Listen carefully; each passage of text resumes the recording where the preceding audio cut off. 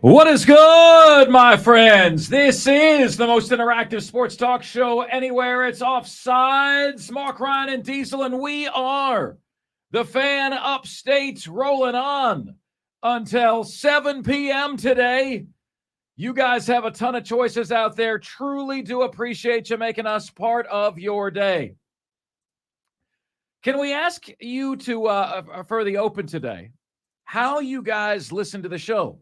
Do you guys listen on what we call terrestrial radio, the radio station, either on a system at home or in your car? Do you listen via the Odyssey app, AUDACY? Some of you guys pull us up on your big screen on TV. We love that. If you're listening on your phone, wouldn't that be extraterrestrial radio? Yeah, that would be. That would be. Yeah, Diesel. I will say this, man. We've been known to crack some windows, and we would not want to crack your big screens with our ugly mugs. So put us up on your big screen at your own risk. Do you stream on the website, thefanupstate.com? How do you listen to us here on the show? We're jam-packed, man. Jam-packed on a Thursday edition of the show. Coming up on the show today, I'm going to give you the definitive list of the quarterbacks that can win a Super Bowl as it stands right now. All right. I have got some fascinating numbers on the Atlanta Braves for you today that you're not going to hear anywhere else. They are threatening to ruin perhaps the best event in all of sports. They need to stop doing that, and they need to stop doing that immediately. Coming up in the very next segment of the show, we've got the ACC and SEC team preview series with Braden Gall, who's going to preview the Tennessee Volunteers. We've got the Upstate's favorite athlete bracket and perhaps the favorite to win the whole thing coming your way today. We've got either or. We have got a concern in college football that you'll think is something that's self-serving for me, but it really applies to every single one of us. All right? And we have you here on the most interactive sports radio show anywhere. So, folks, the Atlanta Braves get set to begin the second half of their season tomorrow. Okay, they have a 3-game set against the underachieving Chicago White Sox. And it's this weird interleague dynamic that I'm not sure if I love or how I feel about that. But coming out of the halfway point, which is more than the halfway point, right? Because 162 games, a halfway point would be 81 games. The Braves have played 89, right? The Tampa Bay Rays have played 93. The Braves are the only team in the bigs right now that have won twice as many games as they've lost. No one else is close. Best record in the AL, Tampa Bay, record 58-35. They'd have to win 12 games in a row to win twice as many as they've lost. Other 600 teams, Baltimore Orioles, they'd have to win 16 games in a row to win twice as many as they have lost. The Rangers were on a tear. They're no longer on a tear. 600 teams in the NL. There are none. The Braves are the only one. Folks, there is a Grand Canyon-like chasm that is developing between the Atlanta Braves and the rest of Major League Baseball. And going to Tampa Bay and taking 2 out of 3 from the Tampa Bay Rays simply highlights that fact. It simply highlights that. They are on a tear. They've tied the record for the greatest number of All-Stars ever in terms of having 8 All-Stars on the same team. Ronald Acuna Jr. is absolutely ripping the cover off the baseball and is one of the game's brightest stars, right? There's no disputing that. 331 batting average, 21 home runs, 41 stolen bases. And look, don't get me started on this stolen base thing right now, right? Like, I don't know. These numbers are inflated. How many would Ricky Henderson have stolen 200 bases? if the rules are what they are now, pitch clock can only throw over twice, right? It really, like, I'm happy with it. Don't get it twisted. I'm happy they made the change because Moneyball had legislated the stolen base out of the game. Analytically, it wasn't a smart move. It was fun to watch. We didn't like that the entertaining part of the game was being stripped away from us, but it wasn't a smart play. Now, with a pitch clock only throwing over twice, it's come back, and it's come back in a major, major way. Look, Ronald Acuna Jr. has had some serious injuries in his career, had only 160 at-bats in 2020 because of the shortened season, just 297 in 2021 and 467 last year.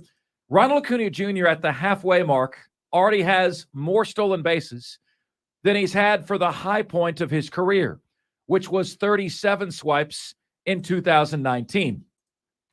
So I know I gave you some trends last week, right, on the Atlanta Braves and if they're trending to be a true World Series contender, right? Are they trending in that direction? So I would say the following to you.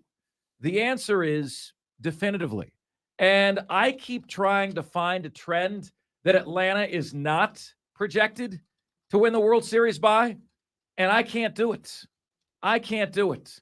Folks, you go back to 2021, and you realize that at this time in 2021, at this time 2 years ago, Atlanta was under 500, and I remember going to Fangraphs that projects each team's chances of winning the World Series. And it said the Braves had a 99.3% chance of not winning the World Series. They did. In a year that they had a 99.3% chance of that not being the case. Why? Because they were under 500 this late in the game. Under 500 this late into the game. So, folks, you heard me say to you last week, share with you last week, that in order to win the World Series in today's day and age, right, you've got to have an A-level offense and a B-level pitching staff. A and B. That's what's winning the World Series. You have to average 5 runs a game or more, right? That's very, very hard to do. If you look at the runs per game stats, only 4 teams are doing that right now. You got to have a pitching staff that has a combined team ERA under 4. That's less hard to do. 10 or 12 teams do that every single year. So you got to have an A offense and you got to have a B defense and a B pitching staff, I'm sorry. And I decided to take that to the next level today. All right. Decided to look a little bit deeper, dig a little bit deeper on the Atlanta Braves. Because what do you hear managers saying every single year? You hear managers say this all the time, folks. They say, it's not about winning every game. It's about winning what? It's about winning series. Are we winning series? How many series are you winning? Okay. And that's, my friends, is what it comes down to. And that's always the goal. The nature of the sport of baseball is that the best teams win 60% of the time and the worst teams win 40% of the time. Over the history of the sports, it's kind of a coin flip, right? Like every team is kind of hodgepodge together. It's not like that in the NBA. It's not like that in the NFL. Worst team in the NFL might win 2 or 3 games. Best team in the NFL might lose 2 or 3 games. Best team in the NFL has a winning percentage in the 800s. Worst team in the NFL has a winning percentage in the 100s or the 200s. But in Major League Baseball, it's always been worst team wins about 40% of the time. Best team wins about 60% of the time. So that's why they say win series. So what I've done here, my friends, is I've gone through and I've looked at the last 3 World Series champions. How many series did they win? What percentage of the series that they played in did they win? And then I put that up against what the Braves are doing this year. Again, I'm trying to find, is there a single metric where Atlanta is not tracking to win the World Series? Not so I can piss you off. I just feel like the more metrics that I can find that have the Braves winning this thing, right? The stronger their case will be that they actually will get it done. Okay, so here's what I found. Went back and looked at 2022, the Houston Astros, World Series champions. 2021, the Atlanta Braves, surprise World Series champions. And 2020, the Dodgers, shortened season World Series champions. The Astros in 2022 won 34 out of 53 series outright. Now, here's what I mean by that. If you played a 2-game series and you split the series, that is not a series win, okay?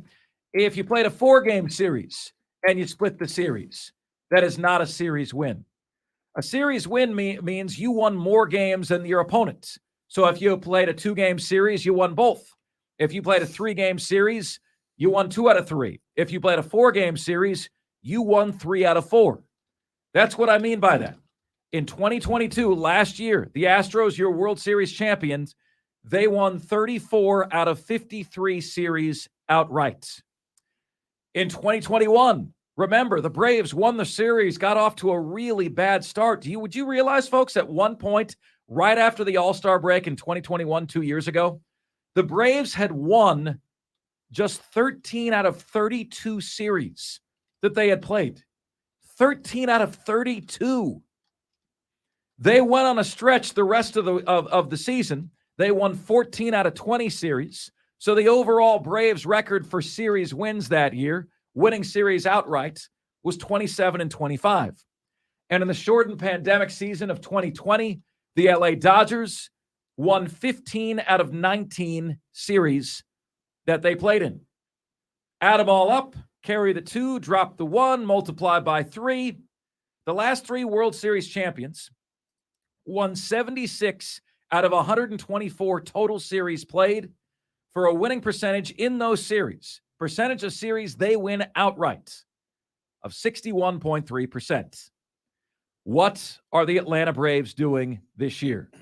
What are they doing this year? Folks, again, I keep trying to find a metric that Atlanta is not tracking toward, and I keep coming up empty. The Atlanta Braves this year have won outright 22 out of 29 series. Again, in 2021, they won 27 series the entire year. They've already won 22, and we just hit the All-Star game. All right? How good is this Atlanta Braves team? That's how good this Atlanta Braves team is. It's insane. It is unbelievable. That winning percentage, my friends, of .759, all right, is only topped by the Dodgers in 2020 with a clip of .790, and the Dodgers only played 19 series all year long, again, because of the pandemic. The only series the Braves have lost this year, they lost 3 out of 4 to San Diego. They got swept in a 3-game setter by Houston. They got swept by Toronto. Lost 2 out of 3 to the Dodgers. Split with the Philadelphia Phillies in a 4-game set. Remember, that does not count as a series win. Lost 2 out of 3 to Oakland. That's kind of embarrassing. Let's see here. And that's it. That's it. Atlanta has been, frankly, dominant the first half of the season. It's been incredible to see. So, folks, try as I might, the more analytics, the more outside-the-box statistical analysis that I can think of in terms of why the Braves are not going to win the World Series, I can't find anything. As a matter of fact, I can't find a damn thing. In terms of runs scored, in terms of team ERA, in terms of all-stars, in terms of record at the break, in terms of series victories.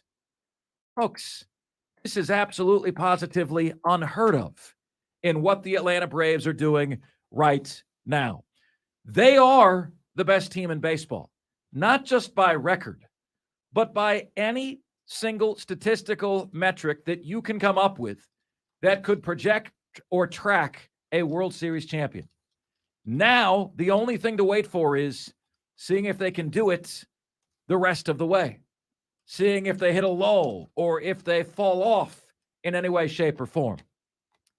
But I'm here to tell you, folks, this might be And there's been a ton of great Braves teams, right? A ton. And I know in the long stretch under Bobby Cox, they only had the one World Series win. There were a lot of great teams there. There was the Braves team in 2021. My belief is this is the best Atlanta Braves team that there's been in my lifetime. The best one. Doesn't mean they're going to win the World Series. To claim the permanent crown, they got to seal the deal and win the World Series, right? Because two other Braves franchises have done that. But in terms of talent, this is the best Atlanta Braves team that you've seen in your lifetime.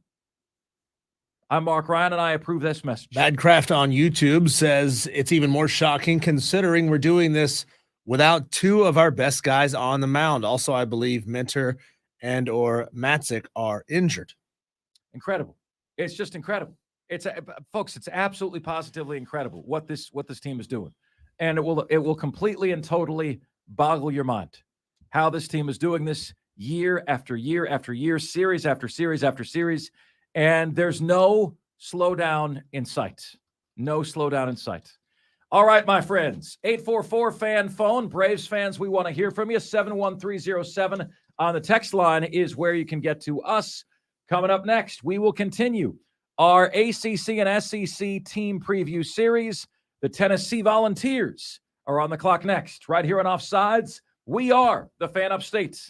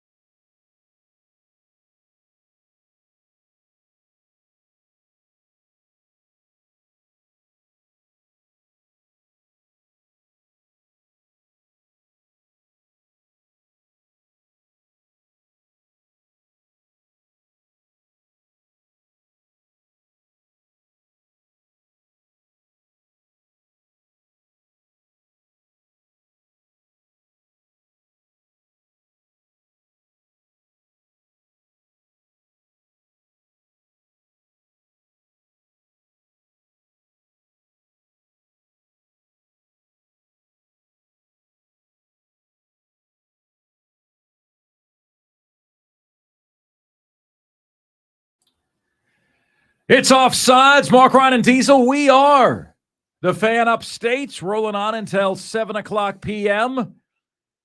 When we talk MLB, always like to give you some sort of I like to give you something you can take with you that you're not going to get anywhere else, and certainly feel like we did that in the opening segment for you today. We are also giving you an SEC and ACC team preview series where we preview one team a day with a segment from a media member that covers said team. And today we go to the SEC's flavor of the month. What's interesting about the Tennessee Volunteers is no one really knows where to place them. I continue to see Tennessee as the second place team in the SEC East in just about every preview magazine, any picks and predictions segment. But the reality is, folks, how do we know? How do we know that the 2024 Volunteers outfit is closer to last year's 11-2 than they are 2021's 7-6? No Jalen Hyatt, no Cedric Tillman, no Hendon Hooker. So what are we basing this on exactly? Joining us right now to talk Vol football is the owner of 440 Sports out of Nashville, Tennessee. You can also hear him on ESPN Radio. 440 is Nashville's independent sports audio network, and it kicks ass, frankly. Braden Gall can be found on Twitter at Braden Gall by the same name, BradenGall, and he joins us right now. Good afternoon, Braden. Great catching up with you, man. What's good? Just waiting for next week to get here. SEC Media Days in my hometown for the first time ever. So it should be a total cluster. Can't wait. Yeah, Braden really should. So is this going to be, Braden, like, could they come back to Nashville 2 years in a row? Has that already been decided? Like, why not do it in Nashville every year? I'm sure everyone would rather go there than Birmingham. Well, what's ironic is I'd probably rather go to Birmingham than Atlanta. Wow. So I'd rather do the event in Birmingham because I think the event at Atlanta is all spaced out and corporate, and it's just not as charming. The food scene in both cities is great, which is really all I care about, to be honest with you. So we'll figure out what they do here. I mean, Nashville tried to steal the SEC baseball tournament. They couldn't get that.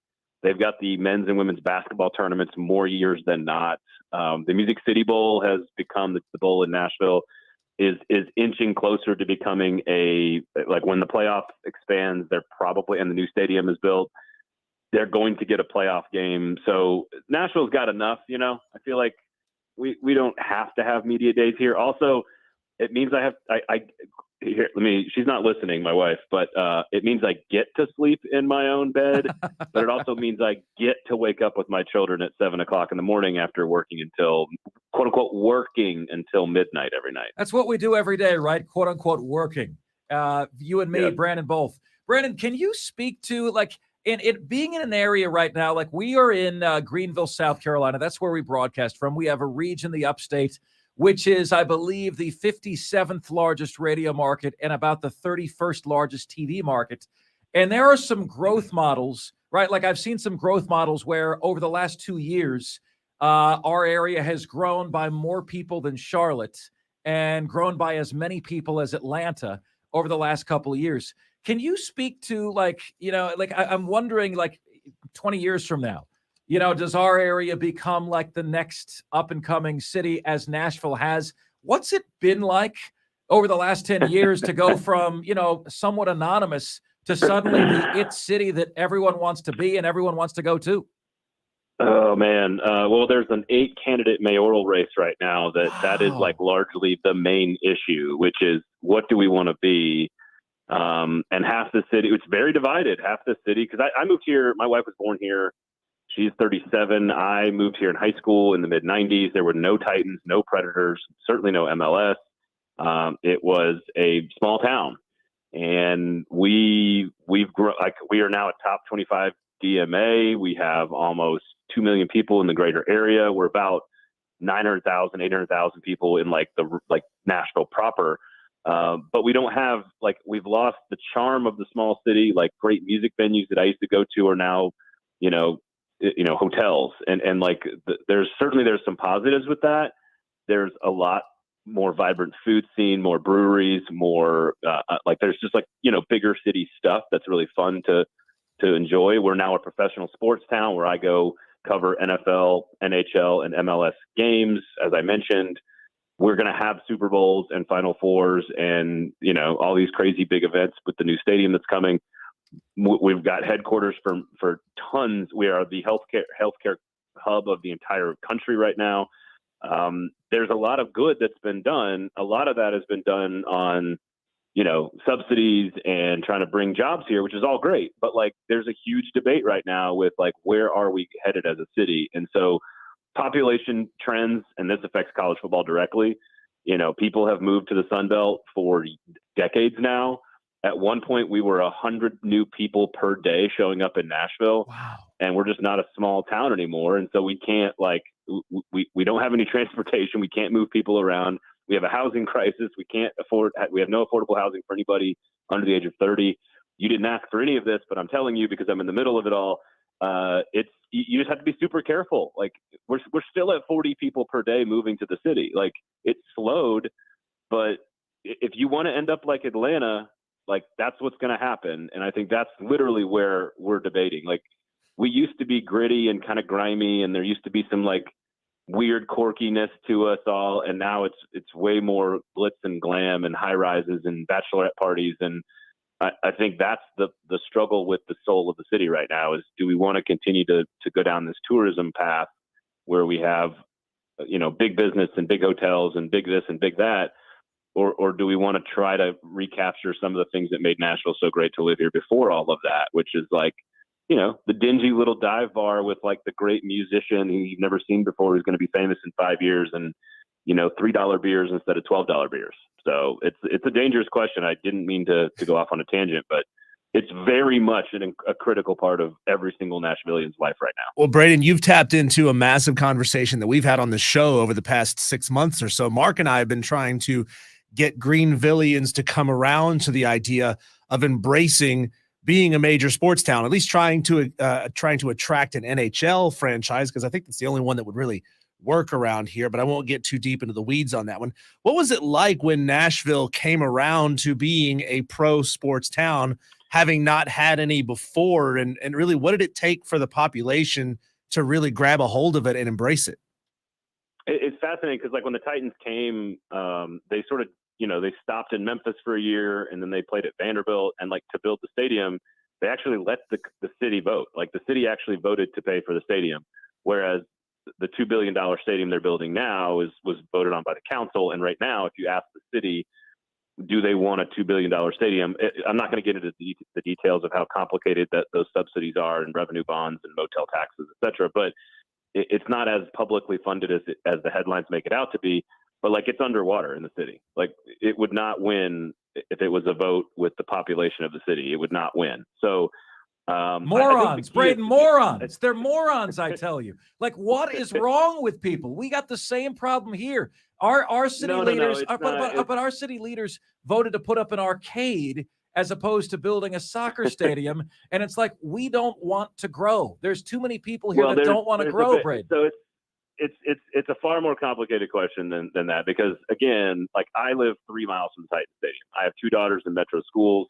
Like I care about access to my roads and to my cities and to my what's going to happen is who's going to benefit from all that stadium. And again, an NFL stadium is different. An NFL stadium is going to bring a Super Bowl, but who benefits from a Super Bowl? It's not the people who live and work at the stadium. It's not me who lives 3 miles from the stadium. I don't benefit from that unless, and this goes to the larger point, unless you develop the right way. If you develop the right way with both revenue and growth and new and fun and shiny, thinking about that stuff, but you also are thinking about the people who make it go. If you're doing it both ways, that is how you can develop correctly, and you can develop smartly, and you can develop into a more efficient city where you can move people around, where people can afford to live, where people you have to do it both ways. You can't just benefit the billionaire developers without benefiting the hourly worker who's going to work at the new stadium. Like you got to try to do both. And it's hard. I'm not suggesting that I want the job.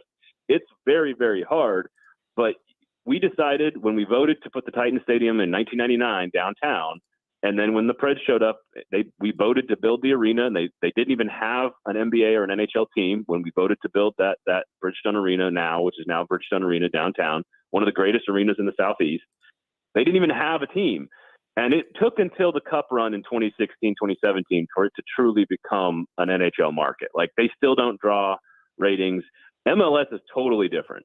We were a mature professional sports market when the MLS came, and because we are a very young, diverse market, MLS, that is the best stadium in our city. It's better than the Titans. It's better than the Preds. It's better than anything Vanderbilt has to offer from an entertainment standpoint. I'm a season ticket holder. My daughters love it. Like, that stadium is awesome. MLS soccer is super fun. Like, we are as much of a soccer town now as we are anything else. Cool. But it's all about how you develop. Even then, there's a huge fight right now about developing the racetrack, which is right next door to the soccer stadium, because NASCAR wants to race in a metro area, and there is no good small track metro racing on NASCAR circuits right now. It's all 1.5 mile cookie cutters that are out in the suburbs. So, like, that's a huge fight right now too. So it's all about how you develop, and if you do it the right way to try to benefit as many people as possible, that to me is when you find a city that can take off. And I think that is, Nashville did it that way in the 90s, and we're sort of fighting it right now. We're not really sure. And I'm telling you, like, the mayoral election, nobody listening cares about this, but like, our mayoral election has 8 people in it right now, and no one knows who's in the lead, because we are fighting the old versus new, right track, wrong track. Are we doing it for everybody, or are we doing it for the business developers? Like, that's literally what the fight we're having, like, in the city right now for our mayor's race. So let's get to the Tennessee Vols here, Braden. No, look, but I love that. I love the conversation, and I learned a lot from that conversation. But you may have heard me say in the open, everyone's picking Tennessee second, which is great. How do we know they're not better than that projection? How do we know they're as good as that projection? They lost a lot of what made them 11-2 last year. So that's my question for you, Braden. How do we know that they're closer to the 11-2 outfit than the 7-6 one in year one under Josh Heupel? They're not, and we don't. The question is, I think the more accurate question is, what record gets you to second place in the West? Is really the question. I think 8-4 is second place in the West. It's not 10-2. So, there's no chance that anyone in their right mind should ask Joe Milton to be Hendon Hooker. I don't think even Tennessee fans expect Joe Milton to be Hendon Hooker. I think that's unfair. It's the most efficient and productive season in Tennessee quarterbacking history. They lost a first-round left tackle and 2 NFL receivers, and their depth chart on their defense is still not all that great from an SEC defense caliber standpoint. I think the short answer to your question is that their offensive system and their offensive scheme gives them a high floor. And I think that floor is 7-5. And from there, like, they're going to score their 35, 38, 42 points a game. And so the question is, and they're not good enough to beat probably Alabama on the road and Georgia. So ceiling is maybe 9 or 10 wins, and that's if everything is perfect and Joe Milton's as good as Hendon Hooker. So you can get to where I'm going here. They are an 8-4 team if I've ever seen one, and I think they're too good to fall much below that, and I think they lack the high-end talent to go much above that. So 7-9 wins is about right. And the other part of that discussion is there are too many other good teams in this conference, most of which are on their schedule, that are also going to be in the same ballpark. Kentucky is a good football team, underrated. South Carolina expects to be in that ballpark. Ole Miss expects to be in the 7-9 win range. Arkansas expects to be in the 7-9 range. I think Missouri can expect to have a winning record this year. Florida's the only one where I'm like 6-6 looks about right, but everybody else is about even. So it comes down to 50-50 games, turnovers, getting stops on third down, and your quarterback not making mistakes in the fourth quarter. And asking Joe Milton to be Hendon Hooker is unfair, but I think their floor and their offense, when they are better than their opponents, they are going to score a boatload of points and win those games. And that gives them almost a guaranteed 7 wins. So if they can pull 1 or 2 other wins, whatever that may mean, South Carolina at home, at Missouri, Florida on the road, whatever it might mean, all of a sudden that's how you get to 9 wins. But I would limit them at 9 and say that's still probably good enough to get you to second place in the East. Braden Gall joining offsides for our SEC team preview, representing the Tennessee Volunteers. Excluding more money is always good from your answer. Is the expansion with Texas and OU a net positive, a net negative, or a wait and see for Tennessee? Well, this is a great question for, I think, everybody in the SEC, in particular, sort of the quote-unquote bottom half, which are the teams that haven't won SEC championships or competed for national titles, which would be the two best teams would be South Carolina and Arkansas in that conversation. But then you're talking Ole Miss, Mississippi State, Kentucky. I think Tennessee is one of the halves. They just have a 100,000-seat stadium, unlimited resources, access to players, proof of concept. Everybody's schedule gets more difficult, just full stop across the board. Everybody's schedule gets 2 games more difficult than before. And what's interesting, or the conference gets more difficult. But for the teams that have the big budgets, the unlimited resources, and the access to players, I think Tennessee's 6-hour radius in recruiting is way better than anyone ever gives them credit for. And that probably includes where you guys are sitting right now. I just think what's going to happen with all these teams, though, while you drop a spot or two in the SEC, and I would move Tennessee down 1 behind Texas, and I would probably say they're about even with Oklahoma in terms of program historically, that doesn't change them nationally. That doesn't change where South Carolina ranks nationally. Just because they go from, let's call it 9th in the SEC to 11th in the SEC as a program, it doesn't change the fact that they're still 22nd in the nation or whatever. Does that make sense? Like, you get knocked down a peg or two within the conference, almost everybody. But if anything, you actually move up nationally. So does that equal more wins and losses for teams? No. But with the playoff expansion and with SEC expansion, it means access to the tournament. And that is what everybody's playing for now. Like, some teams are trying for national championships, and you got to recruit like Georgia and recruit like Bama to win a national championship over a 4 or 5 year window. Everybody else is playing for, when they go 10-2, they get into the playoff. Tennessee would have gotten into the playoff last year. South Carolina with Connor Shaw would have gotten into a 12-team playoff. Kentucky, when they went 10-2, would have gotten into the playoff. Ole Miss with Matt Corral would have gotten into the playoff 2 years ago. So it's the national increase and status that maintains, if not improves, with expansion, while understanding that when Texas and Oklahoma join the conference, you do get knocked down a peg within the league. And as long as you're okay with understanding that dynamic, I think it's great for the sport moving forward, because a guy like me, who has no dog in the hunt at all, gets to watch more good football games. Braden Gall joining us here on Offsides. Mark, Ryan, and Diesel, the fan upstate. What can you tell us about Joe Milton, Braden, given the sense that, like, I see the arm strength. I hear statements like unlimited arm talent. We know that he beat out Hendon Hooker for the job initially. We also know that you've said Tennessee fans cannot expect Hendon Hooker. So what I see is a guy with unbelievable arm talent, and I see a coach that you would trust to put that together. What are your expectations? First of all, I think he is an extraordinary young man, incredibly smart, intelligent. I think that's going to be a big story next week at Media Days. He has a huge arm. He also looks like a transformer. Going to be a huge story. There's no way to know, man. Like, this guy's been a career backup for 5 or 6 years. There's no way to know what he can do on 3rd and 9 on the road against Bama in the fourth quarter. There's no way to know until that actually happens, because he's never shown the ability to do that. So I think he's got tons of NFL talent, tons of upside, tons of, everything. And he runs an offense where I think he's going to be incredibly statistically productive. The question is, how valuable are those statistics? Like, do they come when they're up 35-3 against Vanderbilt and Virginia and, Missouri or whoever else they're beating easily, or in garbage duty against Georgia? Or do they come like Hendon Hooker's did last year on the road against LSU, against Alabama, Pittsburgh on the road? He made big plays in a close game. Like, it all depends on how he gets to those numbers. He's going to have the numbers, and they're going to run him a lot in a different way than they ran Hendon Hooker.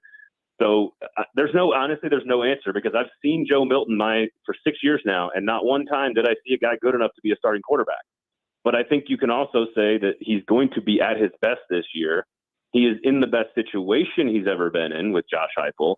And he's learned from Hendon Hooker how to be a starter and how to be a leader the last 2 seasons. So, I I never understood why he was the starting quarterback 2 years ago when he won, quote unquote, won the job. I was on in Knoxville saying Hendon Hooker will be the starter by week 3. And sure enough, there he was.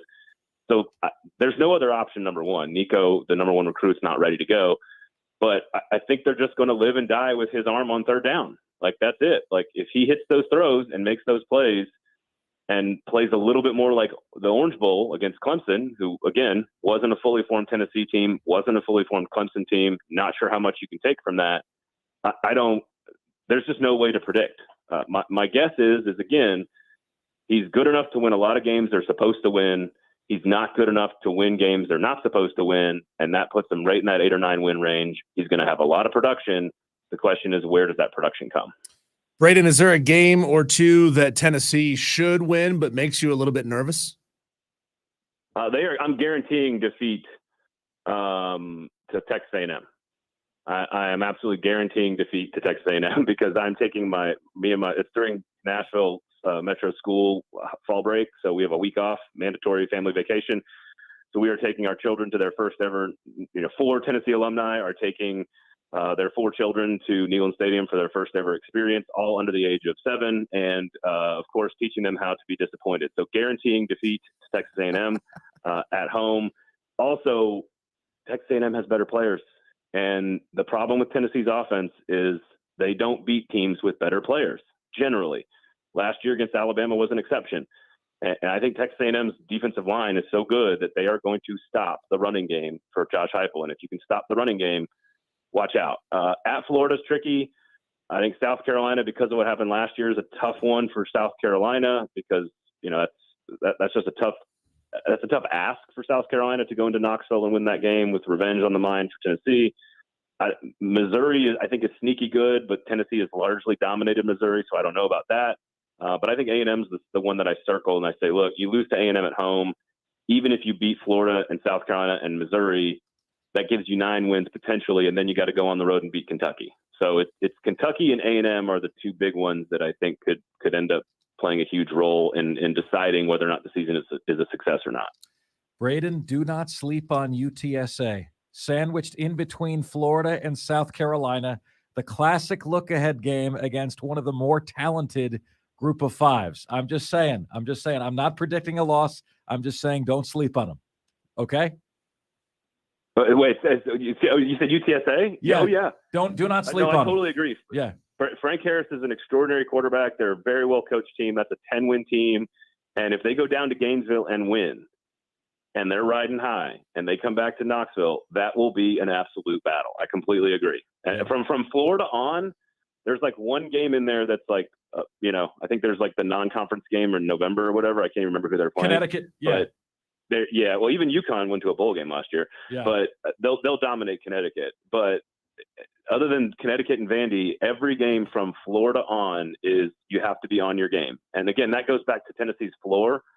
Tennessee's floor, because they're going to be so productive on offense almost no matter what happens, like that's where they don't get the upsets as much, right? Like that's where they probably pull that out against UTSA because it's just going to be so hard to stop them week in and week out that they're going to win a lot of the games that even if they get into a battle with, it's the game like Kentucky on the road or A&M where like they might just not have, like Kentucky might have better players on offense out on the outside on the perimeter. They might have a better defensive line than Tennessee's offensive line. Like it's just when you line up against a team that just you have better players, then that's where Josh Heupel's system excels. And because he wins a lot, he doesn't lose many of those games. He's going to win a lot of those games. He's the owner of 440 Sports, Nashville's independent sports audio network. Always wonderful analysis on the Tennessee Volunteers. Find him on Twitter at Braden Gall and see him at SEC Media Days next week in beautiful Nashville, Tennessee. Awesome conversation, Braden. Thoroughly enjoyed all the time, especially in the insight, man. Thanks so much. Continued success to you.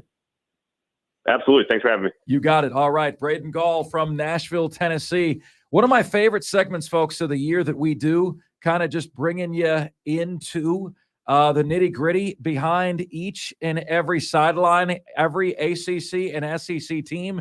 Today, it's the Tennessee Volunteers. And one thing I respect about that, Diesel, especially, is he's not drinking the Kool-Aid.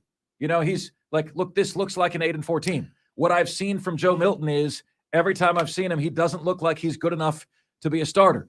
And Diesel, you look at the schedule, and I've got a hard time finding 4 losses here, honestly, man. Let's go through this together, okay? Virginia, Austin P at Florida, who sucks. UTSA, South Carolina, Texas A&M, Alabama at Kentucky, Connecticut at Missouri, Georgia, and Vanderbilt. So you got losses in against Alabama and Georgia. A&M, Diesel, is at home, and they had a losing record last year. Okay, losing record last year. Florida's not very good. South Carolina's at home. I've got a hard time finding 4 losses on that schedule, and yet he says, look, this is going to be a 4-loss team. This is going to be a team ranked around 21st or 22nd. Yeah, I don't trust any media member that drinks the Kool-Aid. You immediately lose your credibility when everything you write is, oh, this is going to be good. Our offense is going to be better than last year. Our quarterback better than last year. Our line better than last year. Running backs better than last year. Defense better. Every element of your team cannot be better. I don't care who you are. I don't care if you're Georgia. They are going to take a step back, albeit maybe a small one, in some element of their game compared to last season. So I tend to trust guys like Braden who are skeptical about their team. I'd rather be skeptical and pleasantly surprised than drink the Kool-Aid and be devastated. Hey, big welcome to This Is the Way, a new YouTube viewer who is in on the YouTube chat today, man. Welcome to the Offsides family. Diesel and I and everyone here at the Fan Upstate is grateful to have you in the chat right now. He's got Luke Skywalker as his avatar, and Dan B has Darth Vader as his avatar. So I told This Is the Way that he's going to have to start calling Dan B Daddy. That's right. This is going to be flammable inside our YouTube chat today, my friends. Great to see you guys there. Hey, you guys know how much I love living in the Upstate, right? Well, something was reaffirmed to me this morning about that literally happens nowhere else. I'll tell you what that is next, right here on Offsides. We are the Fan Upstate.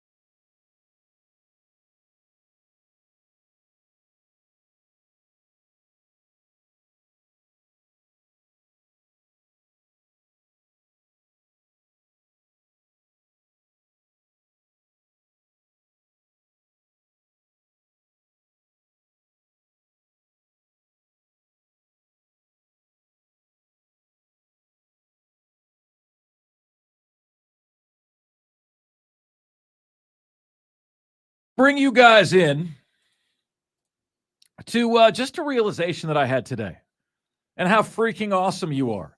Could you guys use a little ego boost today? I'm seeing you guys that the YouTube channel is great. Just Jess, Spur Daddy, JD Wyatt. This is the way. Great to see all you guys. Had a fantastic time at the barbecue of Dan B and Just Jess. Dan awesome. Superfan Man is in here now. Fantastic. No, that's not his username, his handle there.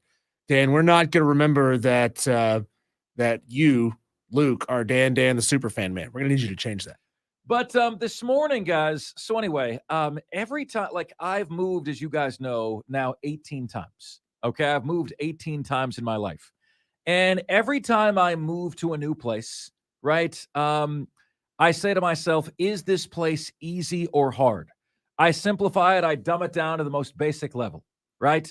And so it's like, Houston, is it easy or hard? It's hard. Atlanta, is it easy or hard? It's hard. Tampa, is it easy or hard? Compared to those other two, Tampa is easy. And what do I mean by that, right? Because I dumb it down. Your whole life, your day-to-day, your day in and day out, the ease in which it is to do the things that you've got to do day in and day out in that place that you live. Is it easy or hard, right? Going from point A to point B, parking, how long it takes you to get places, how often you're stuck in traffic. Is it easy or hard? Folks, this morning, I got up and got out of the house, and I left my house needing to run 3 errands. All right. And when I started the car said 9:47 a.m. When I pulled back into my driveway, my car said 10:19 a.m. I was gone 32 minutes. I ran 3 errands. I went to get an allergy shot. Okay. I dropped off dry cleaning and I picked up a prescription. I did all of those things, left my driveway at 9:47, pulled back into my driveway at 10:19 a.m. I love you guys. I love what we have here. Okay. Like I love that I can run 3 errands in 32 minutes. Folks, I've lived in places where those 3 errands take 3 hours. You got to park in a parking garage. You got to walk through the parking garage. You got to pay for parking garage. You got to get a parking garage ticket. You got to wade through traffic. One of the places that I lived, you're shopping in the grocery store. There's so many people there. You keep clanging carts with people because like there's so many people in the grocery store. This place is easy and it's awesome and it's tremendous. And I love you for it. And I have that realization more often than I could ever put into words. All right, do you guys feel that too? Do you guys appreciate how easy it is to live here? How freaking awesome it is to live here? All right, this would be the worst idea ever. It could ruin the greatest event in sports, and they best not do it. That's next here on Offsides. We are the Fan Upstate.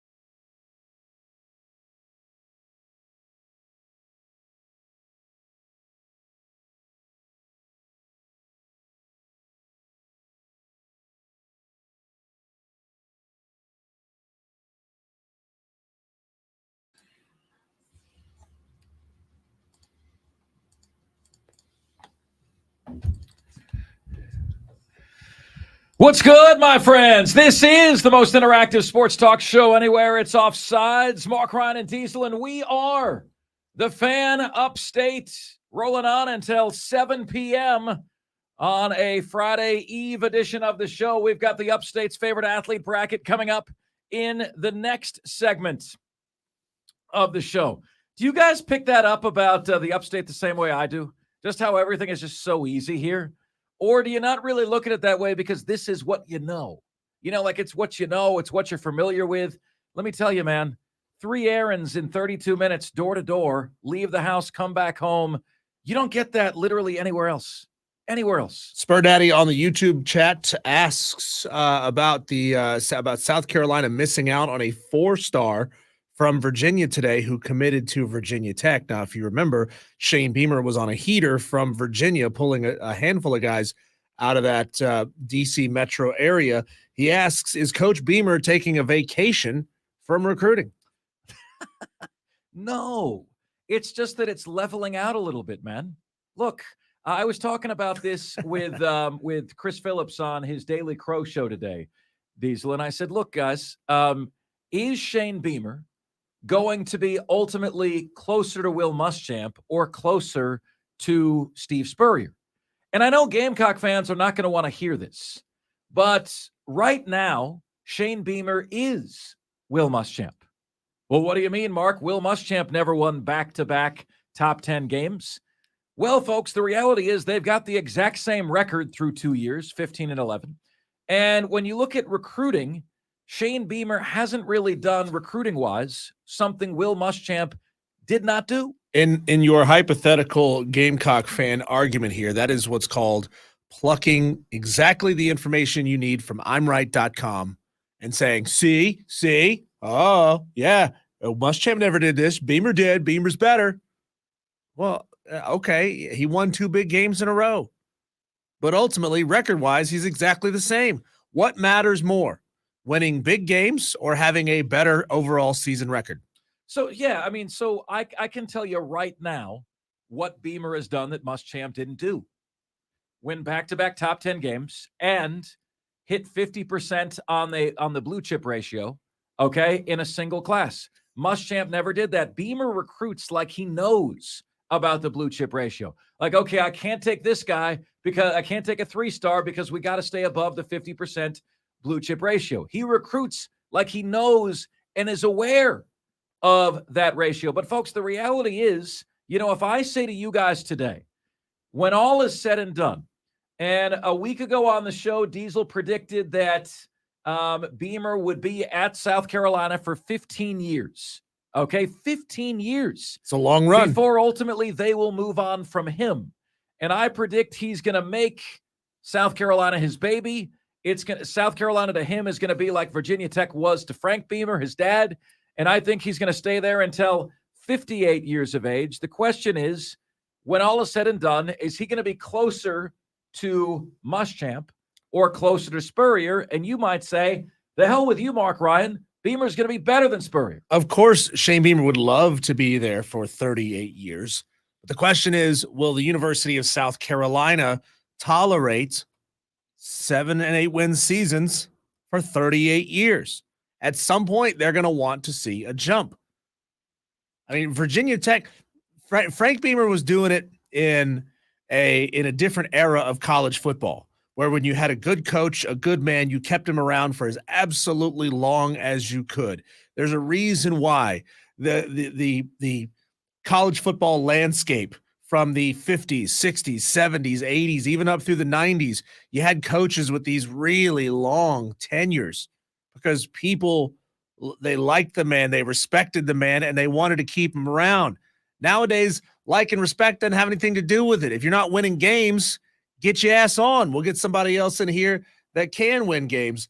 Shadow of Death Valley, man, this is disrespectful. He says, not true, Mark, with regards to Muschamp and Beamer being the same. He said, Will Muschamp never cried after a game. Show some respect. Oh, man. Ouch. Oh, man. So, yeah, guys, the reality is, look, I can draw this back to Clemson as well, right? Clemson was winning, 6, 7, 8 games a year before Dabo got there. Dabo elevated that, right? He elevated that. Now, if you go back to Dabo when he started at Clemson, was winning 7-8 games a year, okay? If Clemson went back to consistently winning just 9 games a year, let's say they finished 9-3 every year, and half the years they won the bowl game to finish 10-3, and the other half they lost the bowl game to finish 9-4. Eventually, folks, Dabo would lose his job. Well, how could that be? They only won 9 or 10 games with him. Yeah, because he changed the bar, right? He changed what the bar is. And so you see this in sports, right? And this is where I say, Diesel, that and you guys tell me whether I'm right or wrong. 71307 on the text line. Start your text with the word fan and away you go. I think Beamer is not on the hot seat, but he is under pressure because the feel good and all the warm fuzzies and the vibes that you get with a new coach last 3 years. They last about 3 years every time. Jeff Collins just lost his job at Georgia Tech, Diesel. You may not remember, there was a lot of positive, warm fuzzies about Jeff Collins coming to Georgia Tech.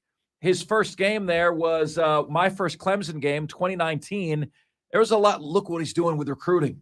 He's gonna get rid of this archaic Paul Johnson offense. He's gonna recruit well. He's gonna tap into Atlanta. Georgia Tech is gonna become Atlanta's team.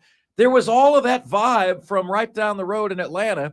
And he lasted 3 years, and the vibe lasted 3 years. And I'm telling you, man, a year ago at the ACC kickoff, I looked at him, and I felt bad. And I was like, well, Mark, never feel bad for a millionaire.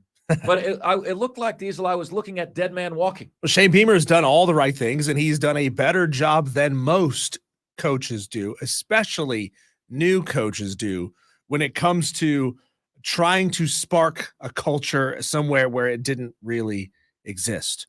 Bringing back that feel-good family vibe. He's done a fantastic job of that, even though, they can't really tell the difference between garnet and maroon. You got some banners outside the stadium that are the wrong damn color.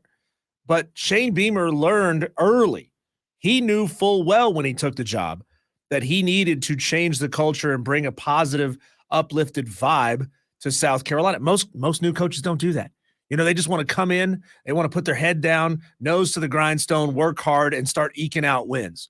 Shane Beamer knew that he had to win the PR battle first. Will Muschamp never tried to win the PR battle at South Carolina. He wanted to win games. So that is the problem. That is what faces Shane Beamer, my friends. How would you answer that question? When all is said and done, is Beamer going to be closer to Spurrier, closer to Will Muschamp, or will he exceed Spurrier? Will he be beneath Will Muschamp? And you can say, Mark, he's already surpassed Will Muschamp. Okay, that's what you would say. He hasn't beaten Georgia yet. Will Muschamp did, right? The record is exactly the same. The recruiting class rankings are very, very similar. I'm not here to rain on the Shane Beamer parade. That's not what I'm here to do. I'm just saying there's pressure on him to now take the next step, because what we've seen from Shane Beamer, we kind of saw with Will Muschamp. It surprises people every time I say they've got the same record through 2 years. 15-11, the record's the same through 2. That surprises people. But the Beamer wins feel better. Yeah. Yeah, the Beamer wins feel better. Well, no, the numbers don't lie. The record is the same. How can one record, and what's the record? 15-11. 15-11. How can 15-11 in one hand and 15-11 in the other hand feel different? They're not. I mean, they're no different. I had a guy today, Diesel, in the Daily Crow show with Chris Phillips, say in the comments that I hate when people do the coaching comparisons because the schedule strength in any year is never the same. And I'm like, bro, does that ever sound like a Beamer apologist to you? You are what your record is. You are what your record says you are. Granted, Missouri is not the same team every year. Vanderbilt's not the same team every year. But relative to the opposition, Shane Beamer has produced the exact same record through 2 years that Will Muschamp has. You can't compare anything because nothing is the same. Well, then what are we even doing here? What are we even if we can't compare records? Like, what are we doing here? What are that is here? We compare records every week of every season of every year of every team all the time. So you can't suddenly say, well, you can't compare them because I don't like the comparison. All right, folks. Let's see what you guys are saying on the text line. JT and Greer says, Mark, I listen in the car. Spartanburg J says, Mark, it's Clemson, not Clemson. Clemson. Man, I really try with this Clemson hooked on phonics stuff, man. Diesel, I really, really do. Sometimes I say I put the P in. Sometimes I put the P in, Z in. I know you guys want me to say Clemson. Clemson. Give me the Clemson. Yeah. I'm doing my best. Doing my best. Texter says, Mark, I think we will know if Beamer is Muschamp or not after this season and this recruiting class. We'll know. Texter, if Beamer finishes 7-6 this year, so I have them going 7-5 in the regular season.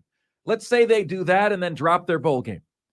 He will have the same record as Muschamp through 3 years. And Gamecock fans speak of him like it's a foregone conclusion that, he's so much more Spurrier and he's better than Spurrier because he won't leave us like Spurrier did. Well, we'll see. We'll see. You know, I'm certainly not willing to crown his ass just yet. Certainly not willing to do that in any way, shape, or form. Not going to do it. Not going to do it, Denny Green. Rest in peace. Texter says, Mark, you should invite Shakira on the show. I think we can agree, Diesel. Shakira has a permanent invite on the show, does she not? I would rather get Britney Spears on the show. Crazy. And we have audio. We have audio on the show later today of Britney Spears speaking out about her experience with the Victor Wembanyama security slap. What? Look for that in the top 5 at 5. Yeah. Let's see here. Texter says Beamer will be closer to Muschamp, but they may have a few big game wins. That makes 8-4, 7-5 feel different. Yeah, but they had big game wins under Will Muschamp.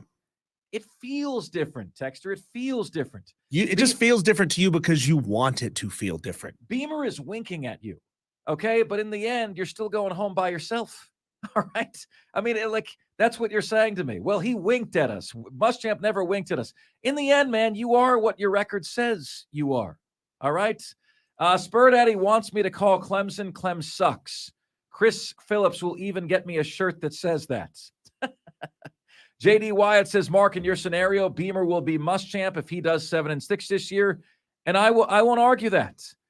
Folks, we'll see. Like the point is, you know, it is real premature speculation to make any conclusions that Beamer is the second coming based on what you've seen thus far. And now Gamecock fans are panicking because the recruiting isn't coming through. Well, no, what's happening is you're reverting back to what you've always been. You haven't had top 10 recruiting classes. Best recruiting class ever under Spurrier was number 7. And that was after multiple years of 11-2. Okay, so you're asking Beamer to do something that's never been done. And you got to give him time to do it. And he very well could be the guy. And my prediction is he is going to be the guy. You know, we've said if you go 8-5 every year at South Carolina, they'll build a statue for you there. The bar there is very, very low. But ultimately, after enough seasons of 8 wins, you've changed the bar. And then even Beamer would lose his job if he doesn't continue to hit that mark. 71307 on the text line is where you guys can get to us on the show. Okay, my friends, we've got an Upstate's favorite athlete bracket winner to crown with you next, and we will share with you today's matchup. All I'll say about that is it's one of the favorites to win the damn thing. That's next. This is the most interactive sports talk show anywhere. Offsides, Mark, Ryan, and Diesel, and we are the Fan Upstate.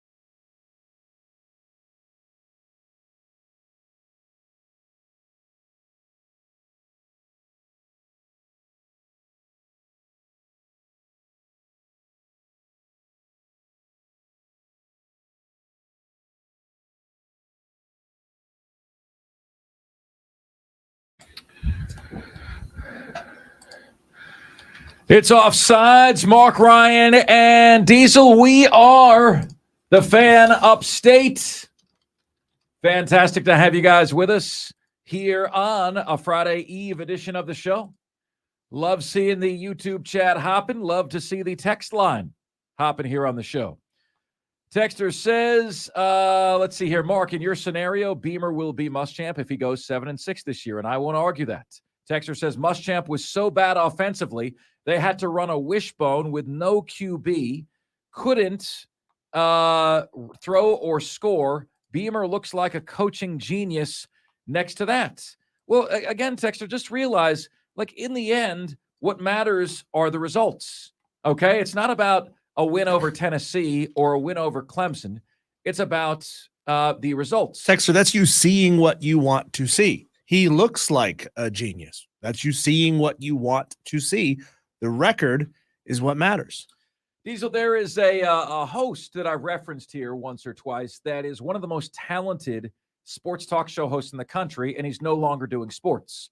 He's no longer doing sports because he can't get a job.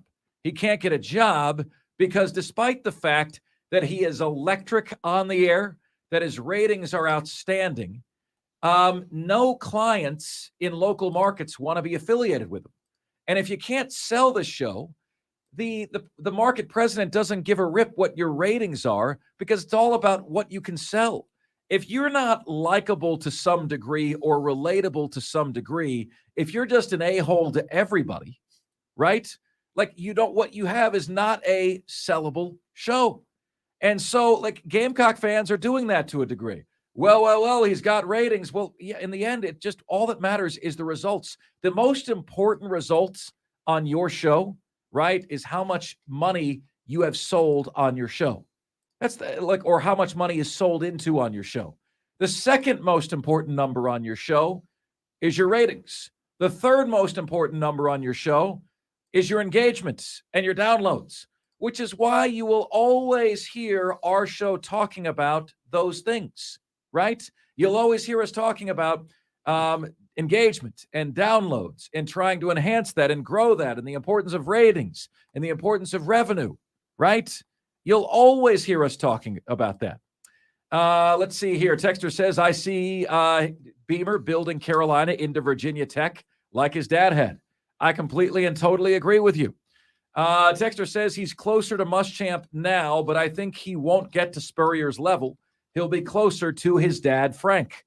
So says Spur Daddy. Okay, guys, are you ready? It is time for us to get to the latest Upstate's favorite athlete bracket matchup. But before we do that, it is time for us to crown, my friends, the winner from yesterday. Look, it didn't matter, right, that Diesel and I went with George Webster over Deebo Samuel. The bottom line is Deebo Samuel has a recognizance among you guys that George Webster did not. You grew up with Deebo Samuel. You did not with George Webster. And consistently on all the platforms that we voted, Diesel and I are being virtuous, right? Perhaps sanctimonious a little bit, but we're being virtuous. Merit matters. How you do what you do matters. The name of the bracket is the Upstate's favorite athlete bracket. And on Twitter and on Facebook and on our chat, on our text screen, Deebo won on all three categories. Roughly, it was 74% for Deebo Samuel, 26% for George Webster. That is a comfortable win for Deebo Samuel, who now enters our Elite Eight. Does that surprise you guys at all? That Deebo Samuel's in the Elite Eight for the Upstate's favorite athlete all time? So here's what we've got remaining. All right. We've got an Elite Eight matchup coming up in probably week after next of Shoeless Joe Jackson against DeAndre Hopkins. Winner goes to the Final Four. We've got an Elite Eight matchup coming up of Kevin Garnett against David Pearson. That is going to be freaking fascinating. We've got Deebo Samuel, who's going to take on the winner of Betsy Rawls and Al Rosen. That matchup is coming your way tomorrow. Okay? So of the matchups we have left in the Sweet 16, we have from the Rushmore region, Betsy Rawls against Al Rosen. Winner takes on Debo Samuel. We have as well the matchup featuring, let's see here, Stanley Morgan against Jim Rice. And we have today's matchup, my friend. Just 3 matchups left in the Sweet 16. Here we go. One of perhaps the co-favorites to win the whole damn thing. All right. Now, I got to be honest with you guys. It would surprise me if a Gamecock was able to be the Upstate's favorite athlete in a Clemson market, right? There's a lot of Gamecocks in this market. I get that. But it is a Clemson market.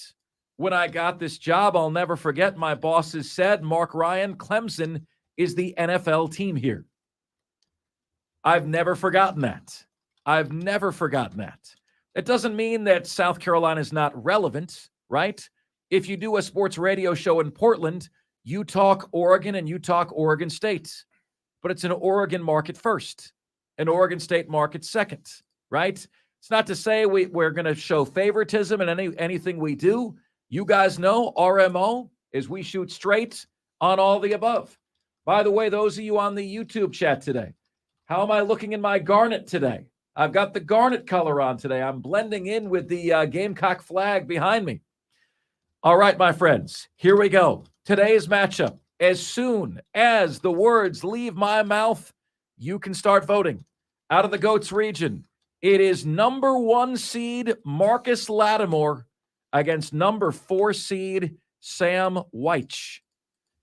Number 1 seed Marcus Lattimore, number 4 seed Sam Weich. Let us get your votes. Marcus Lattimore went to Burns High School, went to South Carolina. Diesel, I'm noting that if you went to high school here and then you went to Clemson or South Carolina, you get a lot of love. You get a lot of love. You don't need to complete the trifecta, you betcha. Star in high school, college, and the pros if you've got those first 2. Yeah, this is a market that will absolutely hold it against you if you go anywhere else. I mean, Zion Williamson, notwithstanding the difficulties that he's had getting on the court in the NBA, but Zion Williamson, a local kid who went to high school here, goes to Duke. And a lot of the people here see that as a betrayal. Even though from a purely career-driven mindset, it's absolutely the right move. If you have an opportunity to go play at one of the blue blood elite programs, Duke, North Carolina, Kentucky, Kansas, you go. You don't go somewhere lesser just to make the people who live in your market happy. And that's a very solid point. So Marcus Lattimore, through no fault of his own, had no NFL success.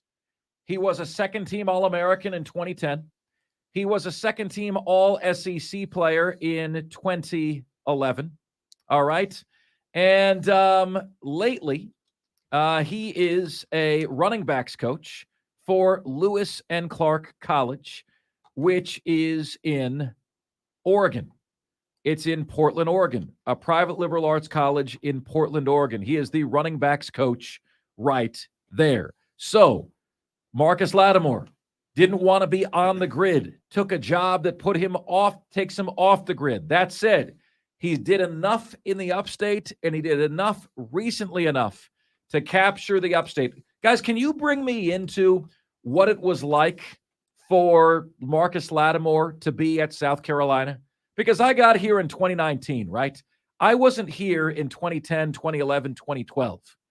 I imagine the entire upstate was beaming with pride at what Lattimore did at South Carolina, right? At what he did. First team All-SEC, second team All-SEC, second team All-American. Look, missed 6 games his sophomore year, missed 4 games his junior year, right? Played every game his freshman year. Just 1 season of 1,000 yards. But if I were to ask you guys, There have been other players, other athletes that have had this statistical profile, right? Great in college. I mean, great in high school. All world in high school.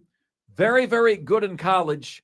No pro career, right? There have been athletes that have had that statistical profile. Steve Fuller at Clemson comes to mind, Diesel. Very little done in the NFL. Very good in high school. Very good in college. Can you guys explain to me, like, what the love affair is between the upstate and Marcus Lattimore? What is the why there behind why this area loves him so much? I'm not saying it's not warranted. I'm not saying it's not justified. I'm just trying to understand why it is what it is, because there's a lot of other guys who are great in high school, great in college, didn't do much in the pros, and are not beloved in this area the way that Marcus Lattimore is. What are the reasons? 71307 on the text line is where you can get to us. Just start your text with the word fan, and away you go. Texter chiming in with a vote for Marcus Lattimore. Spur Daddy says Marcus Lattimore. Texter says Marcus Lattimore all day, every day. Texter says, I vote for Sam Weich. So says Wolverine Joe. Spur Daddy says Marcus gets the vote and will win this thing because he's a Rebel first before being a Gamecock. But again, guys, I still haven't gotten the explanation for why he is so beloved. Like, what ties him, what makes him one of the favorites to win this entire bracket? What is it? I remember going to a fundraiser event. Now, they had both already graduated, moved on from college. A fundraiser event for one of Taj Boyd's foundations. And I believe his foundation, what they did was they acquired backpacks for kids who otherwise couldn't afford to buy new backpacks to go to school. He had partnered up with Marcus Lattimore, whose foundation was acquiring school supplies to stuff into those backpacks. So here you got two guys, opposite sides of the rivalry. Obviously, Taj is from Virginia, so he didn't grow up here. But they have every reason to not want to work together. But they both realize, number one, they're both good people. They're both exceptionally good people. But they both realize that together they could do really special things. And so you add the local element. He went to high school here. He went to college here. He was one of the best running backs to ever play at South Carolina, and he's a really good person. I think all those things wrapped together make it a very easy choice. It makes it very easy to like Marcus Lattimore.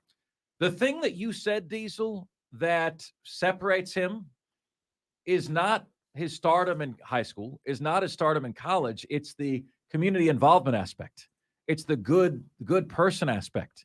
Because whereas, like, I'm sure George Webster and Steve Fuller and all these guys were good people, what Lattimore did connected with the community in a way that few others have. He inspired you. He dared you to dream in terms of what he looked like on a football field. And then when that was said and done, he made you proud with what he did in the community. And maybe that is what puts Lattimore above and beyond. Do you guys believe that Clemson fans will allow a Gamecock to win the Upstate's Favorite Athlete Award? I think Clemson fans, are not organized enough to ensure that a Clemson Tiger wins this thing. Ooh, we will soon see. There's nothing like Gamecock Twitter. Texter says, for good and bad reasons. Genuine guy, Marcus Lattimore gets the vote. Texter says, Lattimore all day, great-hearted, and a man of God. So you guys are saying great things about Marcus Lattimore. Why not Sam Weich? Born here, died here, played at Furman. Why not? Why Lattimore over Sam Weich? If you're comparing the two of them, if these were political candidates, why does Marcus Lattimore get your vote over Sam Weich? What did Sam Weich not do here that Marcus Lattimore did? You tell me. 71307 on the text line is where you can get to us on the show. Where is Marcus Lattimore's first battle going to be in this here bracket? All right, folks, if they do this it could ruin the greatest event in sports. And it makes me sick to my stomach. And if you listen to the whole show today thus far, first of all, thank you. But secondly, you've noticed that I've kind of teased this multiple times, and I've avoided getting to it every single time because I don't want to do this. I don't want to talk about this. So I keep looking for something else because this pisses me off. So enjoy me getting pissed off next here on Offsides, the Fan Upstate.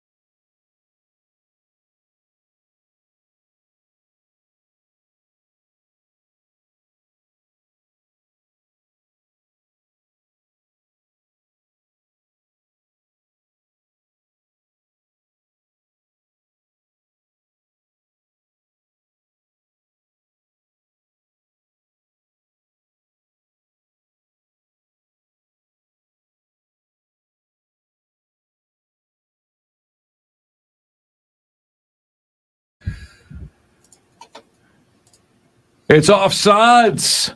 Mark Ryan and Diesel. And we are the Fan Upstate.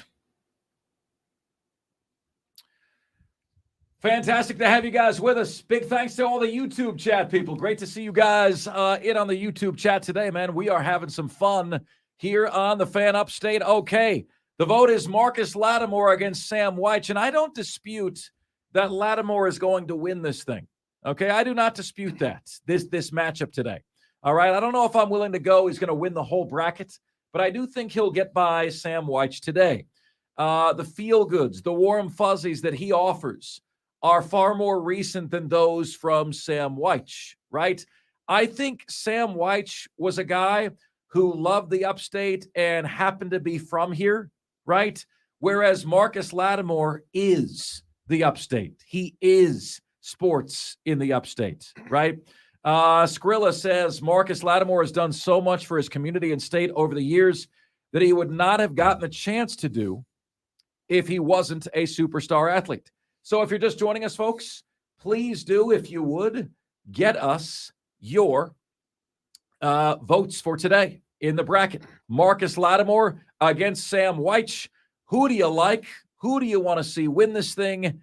And why? What are the reasons why Marcus Lattimore is your pick potentially over Sam Wyche? Or are you a Sam Wyche guy?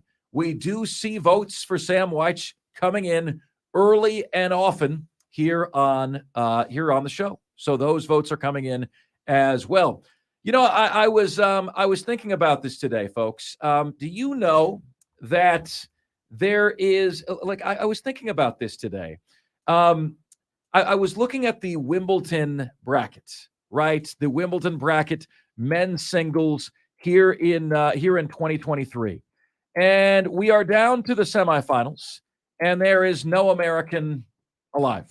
None. Big surprise, right? Big surprise. We are down to the Final Four. The seeds remaining are 1, 3, 2, and 8. So you got the top 3 players and the 8th best player in the world.